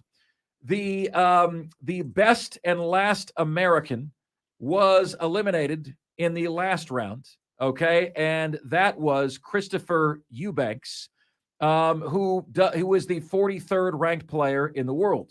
Was eliminated in 5 sets in the quarterfinal, okay? And that's a major bummer. He got a 4th set tiebreaker.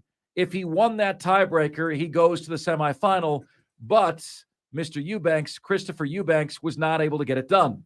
This, folks, brings, just highlights a total run of futility for American men's tennis. And when you wonder why, well, man, why did the sport lose popularity? Why is it in the toilet? I'll tell you why, okay? And it's because we are all, you and me and everyone else, we are nationalist elitists when it comes to sports. And I can prove this. Women's soccer more popular than men's soccer. Why? We're good. We're really good. Our men's team is losing to Panama, okay? You may have heard someone tell you that yesterday. But our women's team is great. We support winners, right? Men's tennis falling in popularity. Where is the Pete Sampras? Where is the John McEnroe? Where is the Jimmy Connors? Diesel, when would you guess the last time an American was number 1? Okay, so they've got the world rankings that are out all year long, right? And they update them a couple times a month. Okay, so even as a flicker, Diesel, just South Carolina's never been number 1 in football, but they've been number 2. They lost to Navy in 1984. Sorry for the reminder. When would you say the last time is that American male tennis player has been number 1? I'm trying to think of the most recent stars. Did Andy Roddick ever reach number 1? If not him, I'm going to say Andre Agassi in the 90s. Great guess. The last time an American was number 1 was Andre Agassi, and it was 2003. Oh, wow. 20 years ago, Diesel. It's been 20 freaking years. So this is bald-headed Andre Agassi, yes. Not mullet-sporting Andre Agassi. The last time an American won a major tournament, a major title. There's 4 of those a year, right? Wimbledon, the U.S. Open, the French Open, the Australian Open. Also 2003, Andy Roddick won the U.S. Open. in 2003. An American man has not won a major title in 20 years. An American man has not been the number one player in the world in 20 years. My sister used to just gobble up watching tennis when I was a kid. Oh, yeah. And I hated it at the time. I couldn't stand it. Why? I didn't think it was compelling. I didn't think Okay. I was a baseball kid, you know? Okay. That's all I cared about was baseball at the time.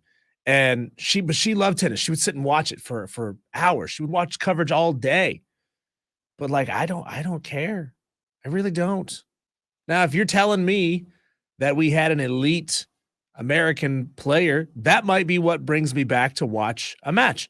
And then hey, who knows? You know, you can't blame like a 12-year-old for not liking something. Your tastes change since then. It's the reason why we don't all still eat chicken nuggets with ketchup on it. You know, our tastes have changed. Maybe the right star, a marketable star, would make me watch. Diesel, But we don't have that. Of the final 16 players alive, America had one. Of the final 8 players alive, we had one. In the semifinals, we have none. This is, just like every other major tournament, is for the Americans. What in the hell has happened to tennis in this country? Where are our superstar tennis players? Where is Andre Agassi? Who was the oh gosh, somebody help me out here.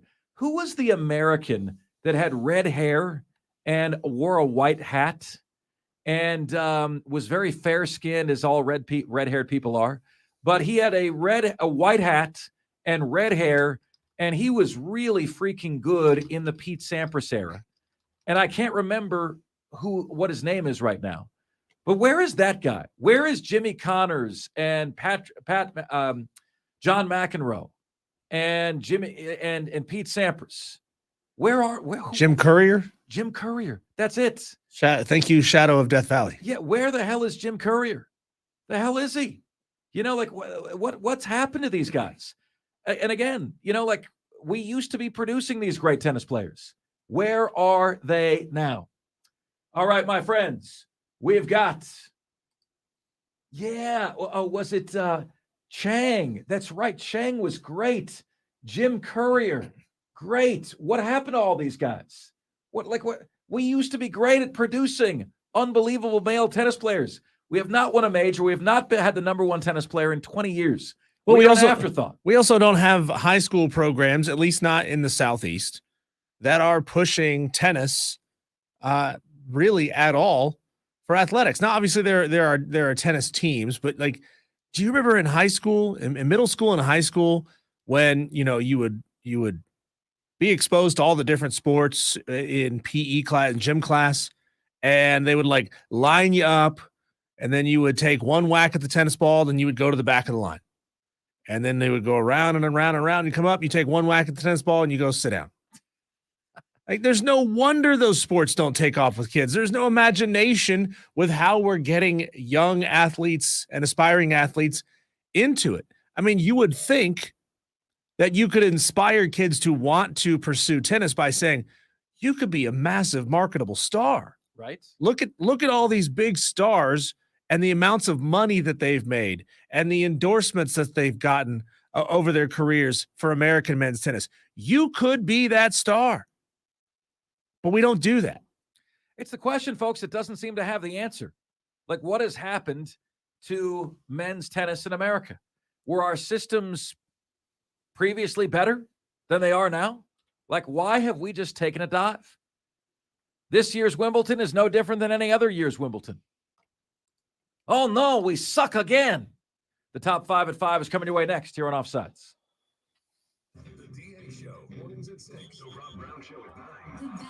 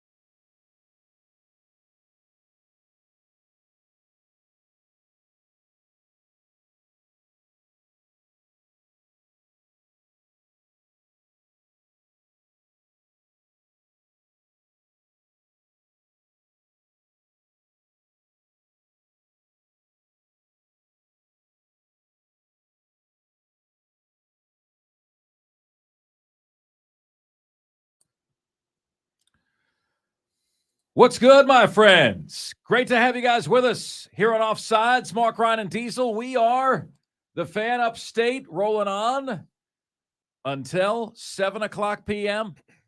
Thank you so much for making us part of your day each and every day. Love to see the growth of our YouTube channel. Love to see the growth of our engagement with you guys, man. Thank you so much for making us your top choice for afternoon drive sports in the upstate of South Carolina. Here's how you guys can take part in the show. You can give us a ring at 844-FAN-PHONE. That's 844-326-3663. And you can hit us on the text line at 71307. Just start your text with the word fan, and away you go. Big thanks to Shadow of Death Valley. Big thanks to a texter who hit us with Jim Courier. That is exactly the dude I was looking for, right? That redheaded guy that wore the white cap all the time. Loved him. And I'll tell you what, we've got Tony Leister, a P1 listener, tweeting into the show. He said, Mark, I was fortunate enough to be on the Rebels coaching staff during the Marcus Lattimore years. He is beloved so much because he is one of the best young men I have ever met, and he always had time for anyone through his high school and college years here, and he always gives back. Marcus Lattimore, the words of Tony Leister, P1 listener, formerly on the Burns Rebels staff. All right. In this hour, my friends, I did it again. I'm beside myself that they keep threatening to ruin the best event in sports. And I keep teasing this and I keep pushing it back. Look, folks, procrastination is a lot like masturbation. It feels good until you realize you're screwing yourself. I promise I will not procrastinate anymore on that topic. Okay, that's coming up in the next segment. Also, at 5:40, we're going to have a little roundtable discussion on a serious concern for college football. You're going to think it's self-serving because the conversation is specifically about Florida, but trust me when I tell you, it applies to every single one of us, okay? Again, look, some hours are happy-go-lucky. Some hours we got to get down to the nitty-gritty. What show is that, Diesel? The nitty-gritty. Remember that? Ren and Stimpy. Were you a Ren and Stimpy guy back in the day? Yeah, but I thought you were doing something from what's the movie with the little yellow guys that look like a thumb? I don't recall. Steve Carell was the voice of the villain. Okay. Help us out. I thought you were doing that thing. Okay. Texter says, Mark, tough choice here in the Upstate's favorite athlete bracket, as both are outstanding. I will vote Marcus Lattimore. I was in the stands. He injured the day he injured his legs against Tennessee, his one leg. Horrible moment as the stadium went silent. Everyone saw his leg go totally the wrong way. Players on both teams praying. The way Lattimore has dealt with that shows amazing strength. Thanks. So says Chuck. Chuck, thank you so much for the text message, man. Do appreciate that very, very much. Oh, Texter says it's Minions. Thank you. Thank you, Texter. Texter's got an intimate knowledge of all the kiddie movies. What was the villain's name? Again, I know Steve Carell voiced the villain. What was the villain's name? The Minions were all the little yellow guys. I don't know. I never saw any of the Minions movies. Diesel's looking at me like he expects me to know the answer to a cartoon. I just figured you sit around and watch cartoons all day. Oh, okay. We do that a lot. We definitely do that a lot. Okay, my friends. It is time for us to do that jam. We call it the top 5 at 5. The top 5 biggest sports stories of the day. The top 5 topics we're discussing. Ladies and gentlemen of the Upstate Offsiders, the top 5 at 5 starts right now. And now, the top 5 at 5. And 5, 4, 3, 2, 1. Hit it. Boom, out of here. 5. All right, at number 5 today, my friends, we open with the Atlanta Braves. They enter the All-Star break, my friends, or they close the All-Star break, the only team in the Bigs who has won twice as many games as they've lost. And frankly, folks, no one else is even close to that mark. There is a Grand Canyon-esque chasm that is opening between the Braves and the rest of Major League Baseball. A Grand Canyon chasm. They're far and away the best team. Far and away the most All-Stars. The National League needed 8 Braves All-Stars to finally win the damn thing and to finally win the damn thing one time. And I'll tell you guys something. I have been looking and looking and looking for metrics that can highlight that the Braves are not going to win the World Series, just because I want to see if this is as open and shut a case as it seems to be. All right? The Atlanta Braves are scoring the requisite number of runs a game to win a World Series. You got to score over 5 runs a game. The Atlanta Braves pitching staff is plenty good enough. You got to have a B pitching staff or better. You got to have a team ERA under 4. And then today I went back and I looked at what percentage of series wins did the last 3 World Series champions have? The Astros in 2022 last year won 34 of their 53 series outright. That means, I didn't count a draw in the series as a win. So in a 4-game series, you had to win 3 out of 4 to get credit for winning the series. The Astros won 34 out of 53. The Dodgers in the pandemic year of 2020 won 15 out of 19 series. And then you got the Braves of 2021 who won the World Series, right? But got off to a bad start. Around this time 2 years ago, the Braves Fancrafts had them as a 99.3% chance not to win the World Series, and they did. Folks, this year's Atlanta Braves team has won 22 out of 29 series outright. That is a winning percentage of .759. If you take the average of the last 3 World Series champions, the Astros, the Braves, and the Dodgers, those teams won 61.3% of their series outright. All of which leads me to the following conclusion. This Braves team that you are witnessing, that you are seeing right now, is the best Braves team of all time, in my opinion, in terms of talent. They got to seal the deal. They got to win it all to go down as the GOAT Braves team. And there's a lot of GOAT Braves teams. Smoltz, Maddox, Glavine, Avery. Bet you didn't think I remembered that guy, did you? Andrew Jones, David Justice, primetime Deion Sanders, Terry Pendleton. I mean, I could go on, right? But the reality is, folks, I think this is the best, most talented outfit the Braves have ever had. Agree or disagree? Am I guilty of premature smaculation? Is it too early to make that claim? There's never been a better mustache in Atlanta than Fred McGriff. Oh, yeah. The crime dog. Yeah.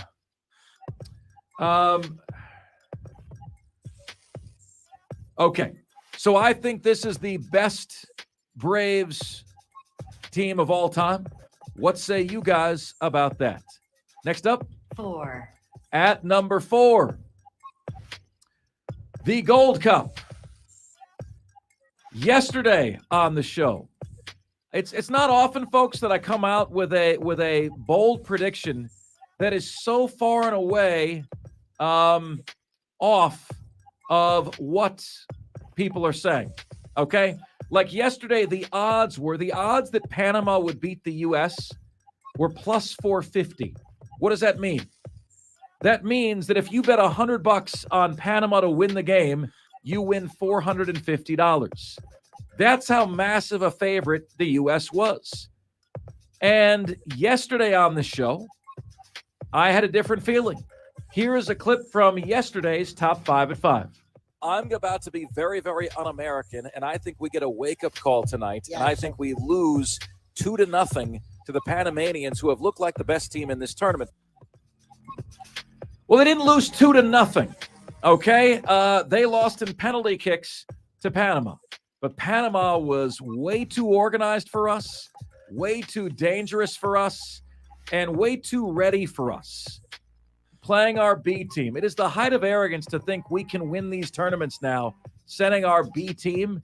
I picked Panama to win. If you watch the game, you know why. I wouldn't be surprised if Panama wins their first ever Gold Cup. You know, the Gold Cup is the championship of North and Central America, the CONCACAF regional teams, the same teams we compete against to qualify for the World Cup. Mexico and the U.S. have won every single Gold Cup ever. It's played every 2 years except one. Canada has won one. Mexico and U.S. have won every other one. Well, it's because Canada's too busy trying to get the moose off the field. That's right. Can't play soccer when there's a moose on the field. Can't do it. So Panama's got a great shot. We will see if they can get it done. Next up, 3. I realized I just jumped right over 4. How about Britney Spears is defending herself from the Victor Wembanyama allegations? She went up to say hello to Victor Wembanyama. Victor Wembanyama, his security detail, kind of backhanded Britney Spears. Diesel, I've now seen the video. She got like she was coming up, and the security guard goes like this, just like throws up the hand to block, and the block hits her right in the face as she's running. Ooh. You right? Yeah. So I've seen the video. Britney Spears does not like the way that she's being slandered here, and Britney gives us an audio clip here on Offsides today. Hi, so I wanted to share with you guys an incident that happened in Vegas that a lot of people are talking about. And I heard on the news this radio station talking smack and talking, that's why I'm addressing it, saying that I deserve to be smacked. Security was doing their job and protecting their client. I've been with the most famous people in the world. In sync at one time, girls would like literally throw themselves at them. On my way into the place, actually, I was knocked down by like 3 12-year-olds trying to get my picture. My security not one time touched them or even came near them. Point being is, I didn't appreciate the people saying that I deserve to be hit, because no woman ever deserves to be hit. I simply tapped him on the back. I was backhanded, hit my face, and came back on the floor. My best friend picked me up and held me. And I did get an apology at my table 30 minutes later, but I've yet to receive a public apology. Ooh, she's looking for a public apology. Yeah. She might be waiting a while. Does she deserve a public apology? I didn't realize Britney was such an NBA fan that she knew who he was. Neither did I. I mean, you got to think in Vegas, there are always famous people walking around, a lot of times with security details. She didn't just like fangirl and be like, ooh, there's somebody with a security detail. Let me run up to them. Like she seemed to know who he was and wanted to go say hello. And Hot Take Radio said she deserved to get hit, and she didn't like that. She didn't like that at all. Look, I thought the security guy, Diesel, the way the hand flew up was, you're going to try to block somebody from coming in, but he threw his hand up and it kind of popped her in the face, was unintentional. That happens, though. I mean, I haven't seen the video yet. You're trying to run up to tap somebody on the shoulder. His job is to protect him.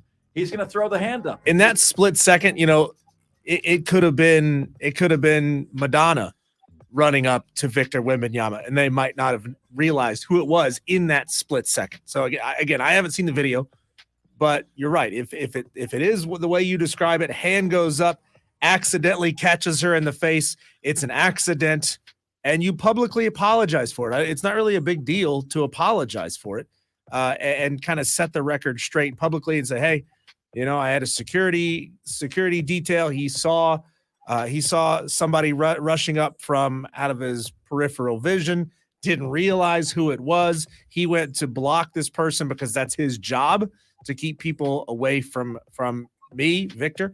And unfortunately, he caught her in the face. That's not the way, our security detail operates. We really apologize and move on. It is the first time in Britney Spears' life, Diesel, that she has been Gamecock blocked. The first time in her life. I would go as far as to say that. I venture to guess Britney Spears has been rejected about the same number of times as you've had dates with her, or as anyone has had dates with her. Next up, 2. At number 2 on the show today, we've tackled this, folks. I'm watching Wimbledon, and I'm like, where are the Americans? And I'm like, oh, that's right. We're nowhere to be found. Christopher Eubanks was eliminated in the quarterfinal. So we're now in the semifinals of Wimbledon. There is no American. The last time an American man won one of the 4 major titles in a year was 20 years ago. So let me put this into perspective for you. There have been 80 major tournaments in tennis. French Open, Australian Open, US Open, Wimbledon, 80 over 20 years between now and the last time an American man won. That was Andy Roddick winning the US Open in 2003. What about the last time an American man was number 1, even for a week in the ratings? The last time an American man was number 1 at all, also 20 years ago in 2003. What are we doing in men's tennis? What are we doing? Why have we fallen off?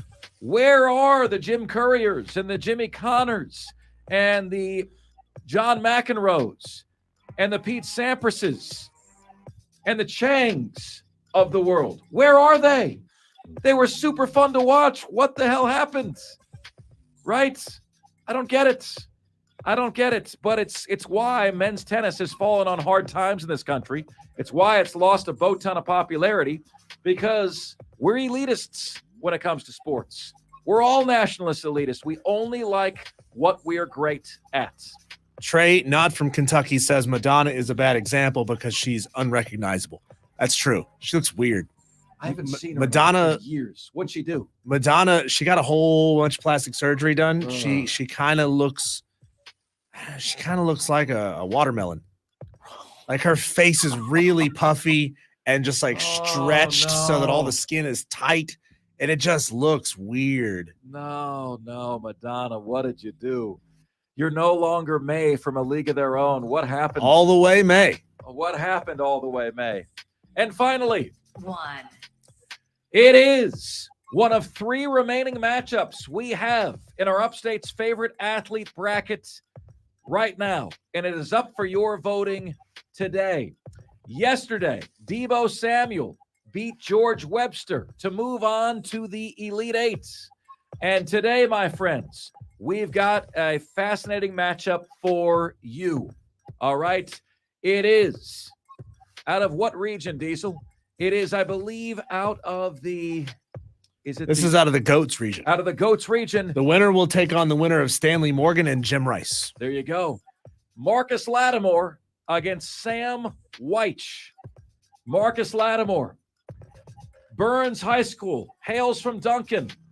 4th-round pick in 2013, would have been a 1st-round pick if not for his catastrophic injury against Tennessee. An injury I've learned here hosting the show just in the last month that has the Tennessee Volunteers number 2 on the Gamecock fans' bleep list because they believe that play was dirty.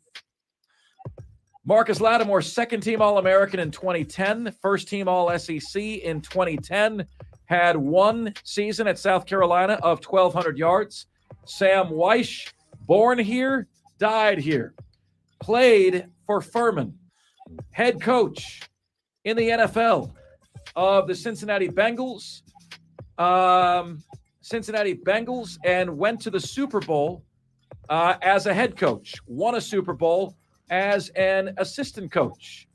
How about that? Also head coach of the Tampa Bay Buccaneers, head coach of Pickens High School, quarterbacks coach of the Buffalo Bills as well, closed his career in 2019 as Pickens High School's offensive coordinator. What do you think? Marcus Lattimore or Sam Weich? And those are today's top 5 at 5. Now it's your chance to chime in, which you can do at 844-FAN-PHONE. That's 844-FAN-FONE. That's 844-326-3663 is the number to get to us. The text line is there for you at 71307. Just start your text with the word fan and away you go. You can get to us on Facebook and on Twitter and on YouTube. If you would be so kind, can you take a quick minute and subscribe to us on YouTube? We'd love to have you. This thing is growing fast, my friend. Yes, it We've is. gotten a handful of new subscribers just in the past couple of days. Yes, it's sir. growing really fast. At the Fan Upstate on YouTube, all you got to do, open the YouTube app, go to the Fan Upstate, click that little red subscribe button. We'd love to have you. And finally, email. You guys can all email the show. Mark Ryan, that is MARC Ryan, at thefanupstate.com. all the different ways you can get in touch with us here on the most interactive sports radio show anywhere. How about this, Diesel? How about this? Wow. Brandon Keeler is in on the YouTube chat. Love to see it. Brandon Keeler had a heart attack on Saturday night, had open heart surgery on Monday, and is in the YouTube chat today. Brandon, buddy, we love you and we miss you, and it is so good to see you. I got a picture today, Diesel, of Brandon Keeler standing up in the hospital. Great to have you here, pal. Awesome to have you here. We're thinking about you. We love you. We miss you. Awesome to see all the support you're getting on the YouTube channel as well. Brandon Keeler, a valued teammate here at the Fan Upstate. All right, coming up next, if they F with this best event in all of sports, Diesel, I just might go scorched earth on somebody. That's next. This is the most interactive sports talk show anywhere. It's Offsides. Mark Ryan and Diesel, and we are the Fan Upstate.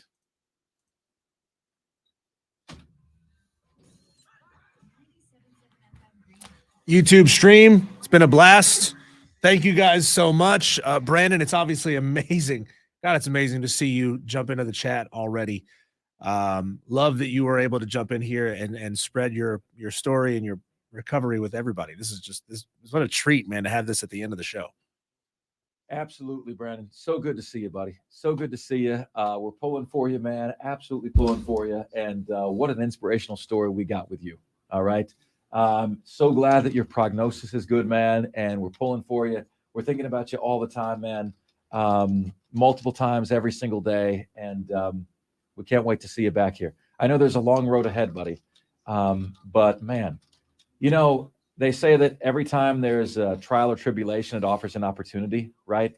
And you got an opportunity, and we all have opportunities, right, to have that little bit more appreciation for every day that we have, right? And what you went through made me realize that. And I know you're going to realize that moving forward. And I cannot wait to help to see you back on the path to being the healthiest version of yourself, Brandon. We love you and we miss you, buddy. We'll see you real soon. And we'll see you guys on the stream tomorrow. Thank you. We had an average of 10 or 11 people watching today, and this thing just keeps on building. So thank you guys so much. Keep listening to the show over the air on your phone on the Odyssey app, and we will be back to the stream tomorrow.